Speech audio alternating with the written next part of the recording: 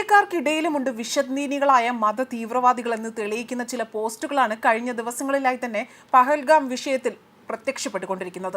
രാജ്യത്തിനെതിരായി പ്രവർത്തിക്കുവാനും ശബ്ദമുയർത്തുവാനും തുനിയുന്ന ഇവർക്കെതിരെ കടുത്ത നടപടി തന്നെ എടുക്കേണ്ടത് അനിവാര്യമാണ്. പഹൽഗാം ഭീകരാക്രമണത്തെ ന്യായീകരിച്ചുകൊണ്ട് പോസ്റ്റിട്ട കർണാടക സ്വദേശിയായ യുവാവിനെതിരെ ഇപ്പോൾ കേസെടുത്തിരിക്കുകയാണ്. നിച്ചു മംഗളൂരു എന്ന ഫേസ്ബുക്ക് പേജിലൂടെയാണ് ഈയൊരു വിഷം നിറഞ്ഞ അല്ലെങ്കിൽ കലാപത്തിന് പ്രേരിപ്പിക്കുന്നതുമായിട്ടുള്ള പോസ്റ്റുകൾ പ്രത്യക്ഷപ്പെട്ടിരിക്കുന്നത്. ഇതിനെതിരെ ഉടനടി തന്നെ പോലീസ് കേസ് രജിസ്റ്റർ ചെയ്യുകയാണ് ഉണ്ടായിരിക്കുന്നതും. നിച്ചു മംഗളൂരു എന്ന ഫേസ്ബുക്ക് ഉപഭോക്താവിനെതിരെയാണ് കേസെടുത്തതും. ഉള്ളാൽ സ്വദേശി നൽകിയ പരാതിയുടെ അടിസ്ഥാനത്തിലാണ് എഫ്ഐആർ രജിസ്റ്റർ ചെയ്തിരിക്കുന്നതും.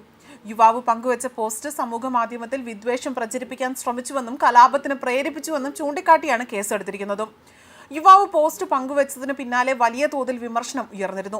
സമൂഹത്തിന്റെ സമാധാനം തകർക്കുക എന്ന ലക്ഷ്യത്തോടെയാണ് പോസ്റ്റ് പങ്കുവച്ചിരിക്കുന്നതെന്നും പരാതിക്കാരൻ ആരോപിക്കുന്നു. പോസ്റ്റിന്റെ സ്ക്രീൻഷോട്ടുകൾ ഉൾപ്പെടെയാണ് പരാതിക്കാരൻ പോലീസിന് കൈമാറിയിരിക്കുന്നതും. അതുപോലെ തന്നെ പ്രതിയെ ഇതുവരെയും തിരിച്ചറിഞ്ഞിട്ടില്ല. പോലീസ് അന്വേഷണം ആരംഭിച്ചു വരികയാണ്.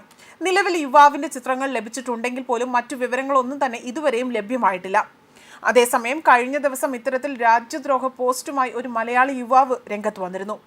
ഭീകരവാദ ആക്രമണത്തിൽ കാശ്മീരിൽ കൊല്ലപ്പെട്ട രാമചന്ദ്രന്റെ മകൾ ആരതി തനിക്ക് നേരിട്ട അനുഭവം പങ്കുവെക്കുന്ന ചാനൽ വീഡിയോയ്ക്ക് താഴെ വിദ്വേഷ പരാമർശം നടത്തിയതാണ് യുവാവ് രംഗത്ത് വന്നിരിക്കുന്നത്.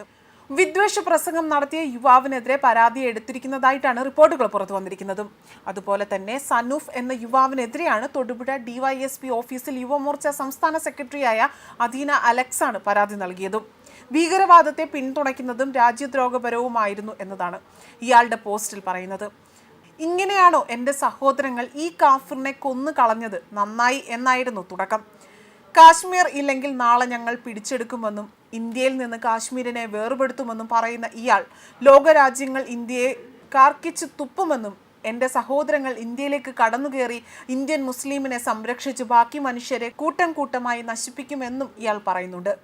കാലകാലങ്ങളിലായി വിശുദ്ധ യുദ്ധം അതിനായി കാത്തിരിക്കുന്നവരാണ് എന്നും തങ്ങളെ ഇന്ത്യൻ ആർമി കൊന്നിരിക്കും. സ്ലീപ്പർ സെല്ലിനെ നിങ്ങൾക്ക് കൊല്ലാൻ കഴിയും. നിങ്ങളുടെ ആശയവും ലക്ഷ്യവും ഒരിക്കലും മരവിപ്പിക്കുവാനും ഇല്ലാതാക്കുവാനും സാധിക്കില്ല.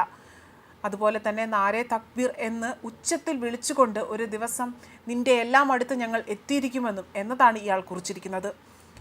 ഇതിനൊപ്പം തന്നെ പാകിസ്ഥാൻ പതാകയും ഇയാൾ പങ്കുവച്ചിട്ടുണ്ട്. അതേസമയം കമൻറ്റ് വൈറലായതോടെ തന്നെ ഇൻസ്റ്റഗ്രാം അക്കൗണ്ട് ഇയാൾ ഡിലീറ്റ് ചെയ്യുകയാണ് പിന്നീടുണ്ടായതും. അതേസമയം ജമ്മു കാശ്മീരിലെ പഹൽഗാമിൽ നടന്ന ഭീകരാക്രമണത്തെ തുടർന്നുകൊണ്ട് 5 ഘട്ടങ്ങളിലായുള്ള നിയന്ത്രണ പ്രഖ്യാപനമാണ്. അതിൻ്റെ ഭാഗമായി തന്നെ പാകിസ്ഥാൻ പൗരന്മാർക്കുള്ള എല്ലാ വിസകളും റദ്ദാക്കിയതായി ഇന്ത്യ അറിയിക്കുകയും ചെയ്തിരുന്നു. പ്രത്യേകിച്ചും ഏപ്രിൽ 27 മുതൽ എല്ലാ വിസകളും റദ്ദാക്കുമെന്ന് ഇന്ത്യ അറിയിച്ചു. മെഡിക്കൽ വിസകൾക്ക് 48 മണിക്കൂർ കൂടി സാധുത മാത്രമേ ഉണ്ടാകൂ എന്നതാണ് സർക്കാർ അറിയിച്ചിരിക്കുന്നതും. ആക്രമണം ആസൂത്രണം ചെയ്തതിലും അതുപോലെ നടപ്പിലാക്കിയതിലും പാകിസ്ഥാൻ പങ്കാളിയാണ് എന്നത് തെളിവുണ്ട് എന്ന് ഇന്ത്യ അറിയിച്ചു. കഴിഞ്ഞ ദിവസം America, United kingdom, Italy, France, Germany, Russia, China എന്നീ രാജ്യങ്ങളിലെ മുതിർന്ന വിദേശ നയതന്ത്രജ്ഞരെ വിദേശകാര്യ സെക്രട്ടറി വിക്രം മിശ്രി ഈ തെളിവ് കാണിക്കുകയും ചെയ്തിരുന്നു. പഹൽഗാം ഭീകരാക്രമണത്തെ തുടർന്നുകൊണ്ട് പാകിസ്ഥാനിൽ ഇന്ത്യ വിടണമെന്ന കേന്ദ്ര സർക്കാരിൻ്റെ കർശന നിർദ്ദേശത്തിന് പിന്നാലെയായിരുന്നു പാക് പൗരന്മാർ പലായനം ചെയ്യാൻ ആരംഭിച്ചതും. പഞ്ചാബിൽ താമസിക്കുന്ന പാകിസ്ഥാനികൾ അമൃത്സറിലെ ബാഗ അട്ടാരി അതിർത്തിയിലേക്ക് എത്തിത്തുടങ്ങിയിട്ടുണ്ട്. അതുപോലെ വെടിനിർത്തൽ കരാർ ലംഘിച്ചുകൊണ്ട് ഇന്ത്യൻ സൈന്യത്തിന് നേരെ പാക് സൈന്യം അതും ചെയ്തിരുന്നു. അതുപോലെ നിലവിൽ സ്ഥിതിഗതികൾ മോശമാകുന്നത് എന്നതിനെ തുടർന്നുകൊണ്ട് പലായനം നടക്കുന്നതും. പഹൽഗാം ഭീകരാക്രമണത്തിന്റെ പശ്ചാത്തലത്തിൽ പാകിസ്ഥാനെതിരെ കേന്ദ്ര സർക്കാർ സ്വീകരിച്ച കടുത്ത തീരുമാനങ്ങളിൽ ഒന്നായിരുന്നു പാകിസ്ഥാനികൾ ഇന്ത്യ വിടുക എന്നത്. ഏതാനും ദിവസങ്ങൾക്കുള്ളിൽ തന്നെ ഇന്ത്യയിൽ നിന്ന് പലായനം ചെയ്യുമെന്ന് കേന്ദ്ര പാക് പൗരന്മാരോട് നിർദ്ദേശവും നൽകിയിട്ടുണ്ട്. ഇരു രാജ്യങ്ങൾക്കുമിടയിലെ ഏക വ്യാപാര പാതയായിരുന്ന വാഗ അതിർത്തി അത് അടച്ചിട്ടിരിക്കുകയാണ് ചെയ്തിരിക്കുന്നതും. ന്യൂസ് ഡെസ്ക് കർമ്മ ന്യൂസ്.